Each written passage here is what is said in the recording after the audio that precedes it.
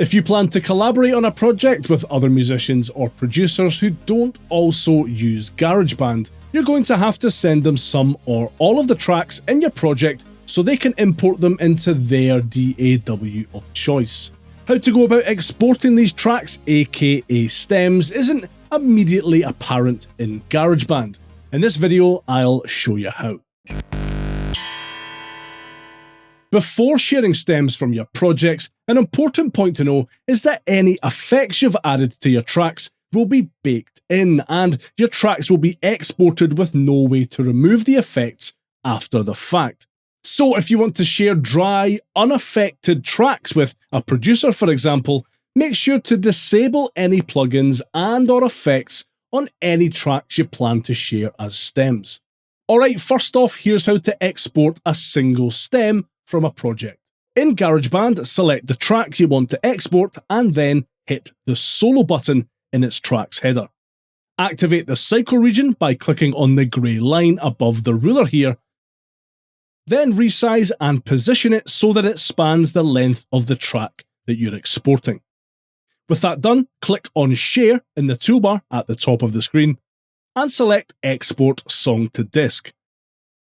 To make things easy, select your desktop as the outgoing destination, choose WAV as the file type, make sure the highest bit quality is selected, check the Export Cycle area box, and give your file a new name if you want to. Hit export and your stem will be sent to your Mac's desktop. You can repeat this process for multiple stems if you wish, or you can use the next method to export all of your tracks as stems at once. If your project only contains audio tracks, i.e. tracks that contain audio you yourself have recorded using an audio interface and microphone, for example, you can just skip this part. If your project contains MIDI tracks and/or drummer tracks and you want to share them as stems, you'll first need to add the track lock option to your track headers.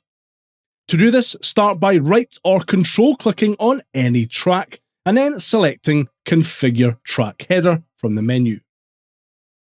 In the next menu that appears, click the checkbox next to Track Lock. You'll see the Track Lock icon has now appeared in the track headers of your project. So what you're going to do now is engage this Track Lock button only on the tracks that you want to export as stems. Once you've activated Track Lock, press play or hit the spacebar on your typing keyboard and your selected tracks will be frozen. When the freezing process is done, close GarageBand, then head to wherever you have the actual project file saved. It's in Music, then GarageBand for me, and right-click or control-click on the project file. Hit Show Package Contents in this menu, then click on Media, and then Freeze Files. Here you'll find all of the tracks you chose to freeze in .aif file format, and I can select and play them to hear them back.